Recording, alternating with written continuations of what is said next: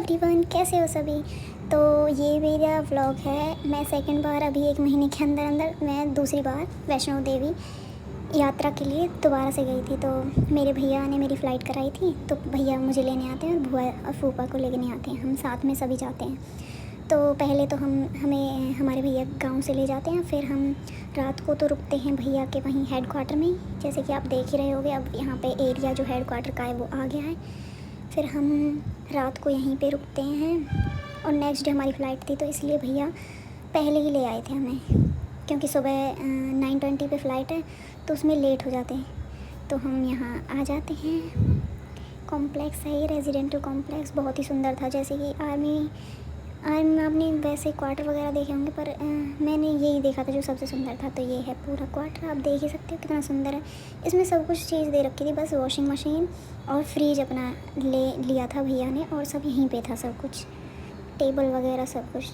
2 washroom थे, 2 room थे, बरामदा था और 3 जगह बालकनी थी।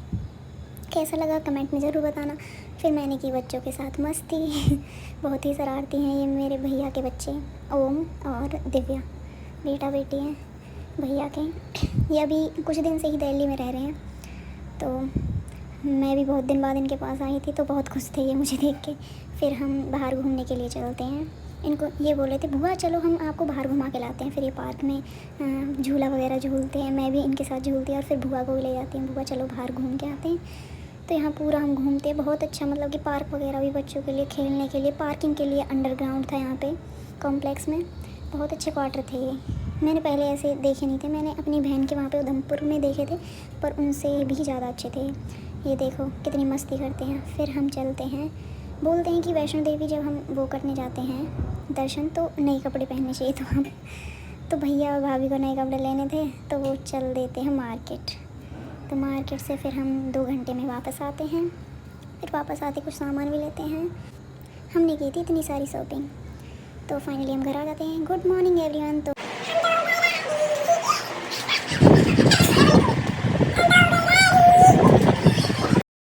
फिर हम ऊबर करते हैं और गाड़ी वाले भैया आ जाते हैं और हम चल देते हैं एयरपोर्ट की तरफ। 7:30 हुए थे अभी, तो हमें पहले रिपोर्टिंग टाइम था हमारा, तो हम पहुंच जाते हैं एयरपोर्ट, क्योंकि चेकिंग वगैरह में टाइम लगता है, 1 घंटे वगैरह तो लग ही जाता है। तो इसलिए पहले ही हम पहुंच जाते हैं। यहाँ पे हमारे बैगों में जो भी है वो स्टिकर वगैरह लगाते हैं, जो भी स्कैनिंग के लिए वो लगाते हैं। फिर हम यहाँ पे वेटिंग एरिया के लिए बैठने के लिए चले जाते हैं। फिर यहाँ देखो ओम को पकड़ के रखना पड़ता है, वो एक्सेलरेटर था जो बार बार उस पर चढ़ता था। फिर फाइनली हमारी बस आ जाती है, इधर से हम जाते हैं स्पाइस जेट एयरप्लेन में। फिर हम यहाँ बस में बैठ जाते हैं और हमें ले जाया जाता है एरोप्लेन के पास। तो आप अपने कमेंट में ज़रूर बताइएगा कि आपको इंडिगो फ़्लाइट ज़्यादा पसंद है या स्पाइस जेट। मुझे तो इंडिगो पसंद आई। और फिर फाइनली हम पहुँच जाते हैं अपनी फ़्लाइट के पास। यहाँ पे भी दोबारा हमारी चेकिंग की जाती है, कम से कम 4-5 बार हमारी टिकट्स की चेकिंग की जाती है, और हमारा ये जो वो आइडेंटिटी कार्ड वो भी देखा जाता है। फिर यहाँ पे वो मैम चेक करके हमारी सीट नंबर वो कंफर्म करके, क्योंकि भाभी इधर साइड से हमारी साथ नहीं गई थी क्योंकि उनका एग्ज़ाम था। तो हम यहाँ बैठ जाते हैं और मुझे मिलती है विंडो सीट, जो कि मैं बहुत एक्साइटेड थी उसके लिए कि मुझे विंडो सीट पे बैठना है।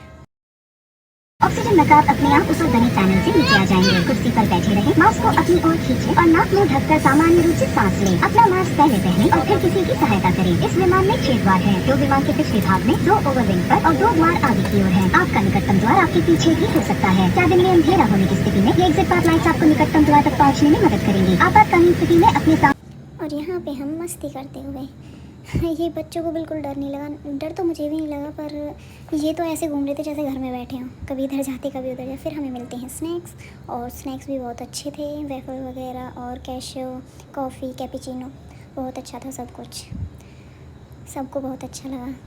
और ये देखो बाहर का व्यू। वैसे जो स्पाइस जेट था उसकी जो खिड़कियाँ विंडो थी वो इतनी साफ़ नहीं थी, पता नहीं कुछ ब्लैक ब्लैक कुछ था खिड़कियों से जो कि साफ़ दिख नहीं रहा था। बट मैं बात करूं इंडिगो फ़्लाइट की, जैसे कि उधर से हम आए थे, आप वीडियो में आगे देखोगे, वो बहुत ही साफ़ थी। तो फाइनली हम लैंडिंग भी हो जाती है, हम पहुंच जाते हैं जम्मू। आपको दिख ही रहा होगा सिटी ऑफ टेम्पल्स। ये देखो कितना एक्साइटेड हैं सभी, और मैं भी बहुत एक्साइटेड थी।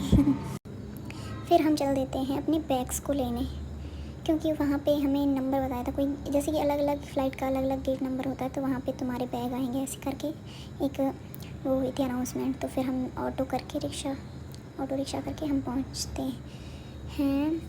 हमें कटरा पहुँचना था तो हमें बस लेनी पड़ती है जम्मू से। तो फाइनली हम बस में बैठ जाते हैं। जम्मू से हम अगर कटरा जाते हैं तो 100 रुपये किराया लगता है। और ये यहाँ पे बहुत सारे टनल थे। जैसे मैं पहले रेल से गई थी तो रेलवे ट्रैक पे भी बहुत सारे टनल पड़ते हैं और बस वाले ट्रैक पे भी बहुत सारे टनल थे। और फाइनली हम पहुँचने ही वाले हैं कटरा। हाँ, पहुँच ही गए हैं, बस स्टैंड। फाइनली हम बस स्टैंड भी पहुँच गए हैं और वहाँ पे बिल्कुल ऐसा मौसम हो रखा था कि अभी बारिश हो जाएगी। तो फिर खाते हम खाना, क्योंकि बहुत भूख लगी थी। हम खाना खा के नहीं चले थे घर से।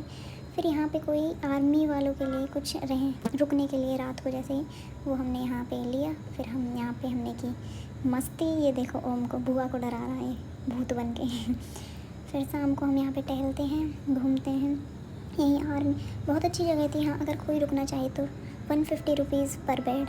फिर सुबह हम निकल जाते हैं, भाभी भी एग्ज़ाम दे के आ जाती हैं। फिर हम निकल जाते हैं अपनी यात्रा के लिए। फिर हम पहुँचते हैं ये जो प्रवेश गेट था, मतलब पहला गेट जिससे हमें चेकिंग वगैरह करा के यहाँ से निकलना पड़ता है। पर उससे पहले हम जाते हैं जहाँ पे आर्मी वालों के लिए RFID कार्ड, जो कि यात्रा के लिए कंपलसरी है। हम वहाँ से RFID कार्ड लेते हैं अपना और फिर हम चल देते हैं अपना यात्रा में। फिर आपको यहाँ से बाणगंगा दिख ही रही होगी, पर ये है बारिशों में बहुत गंदगी हो जाती है खच्चर वगैरह की वजह से। और यहाँ पे हम बाणगंगा में स्नान भी करते हैं। हाँ, ये बच्चे बिल्कुल जा नहीं रहे क्योंकि यहाँ बहुत ठंडा पानी था, थोड़ा ठंडा सा मौसम भी था बारिश की वजह से। वो रोने लगता है ओम तो बिल्कुल। और फिर हम भी नहा धो के तैयार हो के फिर हम वापस यात्रा की तरफ निकल जाते हैं। और फिर यहाँ पे होता है चरण पादुका मंदिर। फिर वहाँ पे हम दर्शन करके फ़ोटो क्लिक करके फिर यहाँ से हम आगे चलते हैं यात्रा में। और ये देखो उनको कितना एक्साइटेड था, भाग भाग के चल रहा था, देखो देखो। मैं तो अब दूसरी बार गई थी। पहले अभी मैं जैसे कि 20 ईयर्स की हो गई हूँ, तो पहले तो हम एक बार भी नहीं गई और अब 1 महीने में ही 2 बार मैं वैष्णो देवी माता के भवन पहुँच चुकी थी। और फिर हम यहाँ पे पीते हैं चाय, वहीं मतलब कि यात्रा में ही जो गवर्नमेंट वो कुछ लगा रखा है, जैसे कि भोजनालय भी और वैसे भी अन्नपूर्णा भोजनालय और भी हैं बहुत सारे। तो हम वहाँ चाय पी के फिर हम देखो हम कितने ऊपर आ चुके हैं। फिर फाइनली हम पहुंच जाते हैं अर्धकारी, जो कि जहाँ पे गर्भजून गुफा बोलते हैं। फिर वहाँ पहुँचते हैं और फिर वहाँ पहुँचते हैं हम तो वहाँ बारिश होने लगती है। फिर हम शाम तो हो जाती है, फिर लगती है भूख। यहाँ पे हम बोलते हैं रोटी खाएंगे, पर रोटी हम देखते हैं पर मिलती नहीं है। फिर हम यहाँ पे कढ़ी चावल खा के ही चलते हैं। और फिर हम वहाँ नंबर लगा के अर्धकारी गुफा, जो गर्भजून गुफा है, वहाँ नंबर लगा के आ जाते हैं और चल देते हैं हम माता के भवन की तरफ। बुआ हमारे साथ गई थी, तो बुआ बताती हैं कि जैसे कि मैं कुछ 28 साल पहले आई थी, तब ऐसे यहाँ रेलिंग वगैरह नहीं लगी हुई थी। हम पहाड़ की साइड चलते थे, बहुत डर लगता था पहले, पर अब तो बहुत ही सुविधा कर दी है और अच्छे से, मतलब कि बहुत ही सुविधा है। और एम्बुलेंस वगैरह, अब तो इलेक्ट्रिक गाड़ी भी चलती हैं। तो यहाँ है भेंट शॉप, यहाँ से हम नारियल का प्रसाद लेते हैं। नारियल वाला 100 का मिलता है और बिना नारियल वाला 50 का।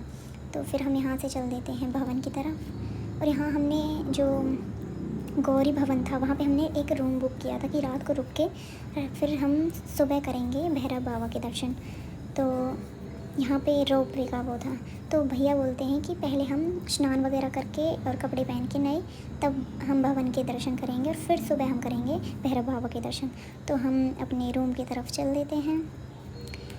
और ये गौरी भवन, हाँ, यहीं पे हमने रूम लिया था। 5 नंबर हमारा रूम था और रूम भी बहुत अच्छा था। मतलब कि जैसे कि हम साथ थे, 2 बच्चे, बुआ, फूफा, मैं, भैया, भाभी। फिर हम नहा धो के निकल जाते हैं भवन के दर्शन करने के लिए। वहाँ फ़ोन तो लेके नहीं जाते, फ़ोन रख के चले जाते हैं। फिर गुड मॉर्निंग, सुबह हो जाती है, नहा धो के फिर हम निकल जाते हैं भैरव बाबा के दर्शन के लिए। फिर यहाँ ये बताते हैं भैरव बाबा की बहुत, मतलब कि हाँ मैंने देखा भी है, अब गए हैं तो मैं पिछली बार तो नहीं गई थी। बिल्कुल सीधी चढ़ाई है, सीढ़ियों से तो नहीं चढ़ा जाता। फाइनली हम भैरव बाबा पे पहुंच जाते हैं।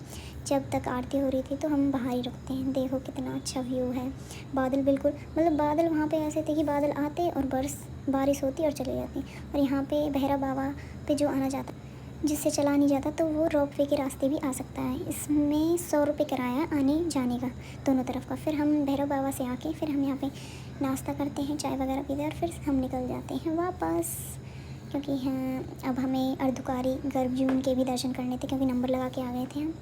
तो हम वापस चल देते हैं। ये देखो ओम अपना आराम से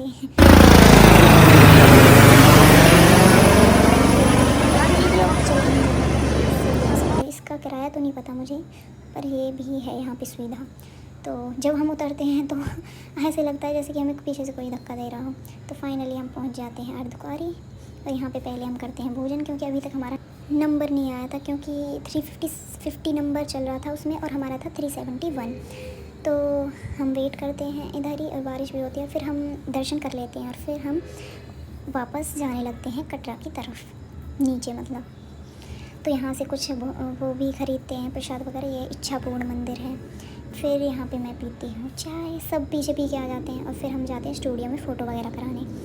फिर यहाँ पे ये कितना सुंदर था, पर वो फ़ोन यहाँ अलाउड नहीं कर रहे थे, मैंने चुपके से वीडियो बना ली थी। और ये देखो बच्चों को कितने एक्साइटेड है, मैंने उनके लिए कुछ ख़रीदा था। फिर यहाँ आते हैं हम गुलशन कुमार के जो वो भंडारा होता है, तो मम्मी ने बताया था वहाँ जाना ज़रूर, वहाँ जाते हैं। तो फिर हम वापस प्रवेश द्वार पे पहुँच जाते हैं, और फिर हम चल देते हैं उधर ही जो आर्मी वाला वो था रुकने के लिए, क्योंकि हमें सुबह निकलना था। हमारी 1:20 पे फ़्लाइट थी। तो फिर हम सो जाते हैं। Good morning everyone. तो हम हो जाते हैं रेडी, 5 बजे उठते हैं और हम हो गए सभी रेडी। और फिर यहाँ पे सब रेडी होकर निकलने लगते हैं अपना बैग वगैरह। फिर हम यहाँ पे करते हैं ब्रेकफास्ट, क्योंकि भूख लगती। फिर जम्मू के लिए बैठ जाते हैं बस में। ये देखो हमको क्या नज़ारों का मज़ा ले रहा है। और ये फिर से टनल आ जाता है, और फाइनली हम पहुँच जाते हैं एयरपोर्ट पे। मतलब हम बहुत ही आराम से अपनी यात्रा करके आए थे, बहुत अच्छा लगा। फिर यहाँ पे हमारी टिकट्स निकालते हैं, फिर हम अपने बैग्स को लोड कराते हैं, स्टैंप वगैरह लगाते हैं, और फिर मैं करती हूँ इनके साथ मस्ती।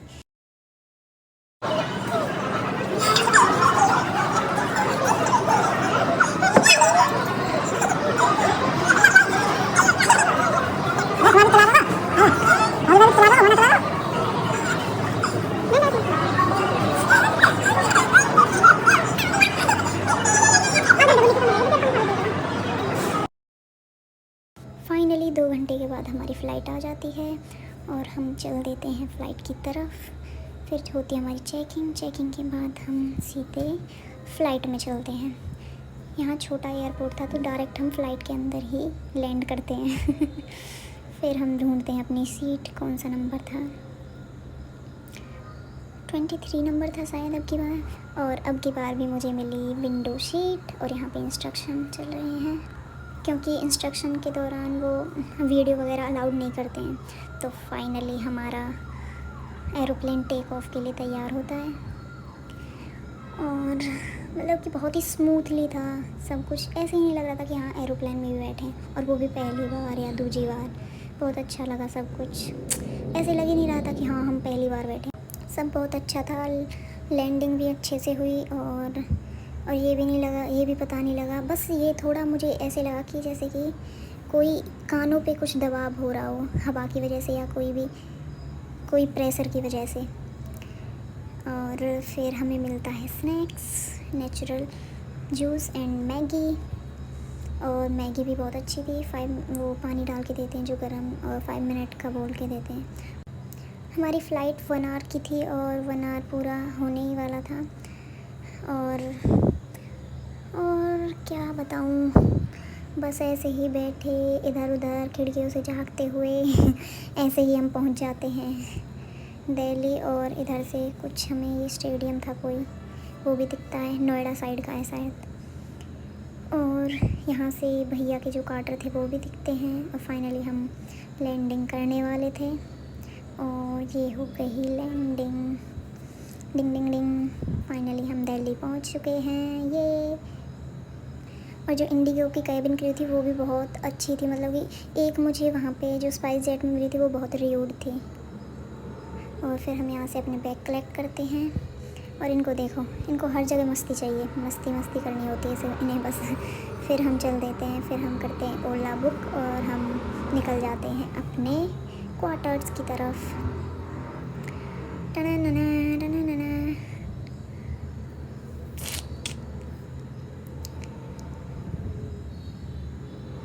फाइनली हम पहुंच जाते हैं घर। Thank you for watching, subscribe for more.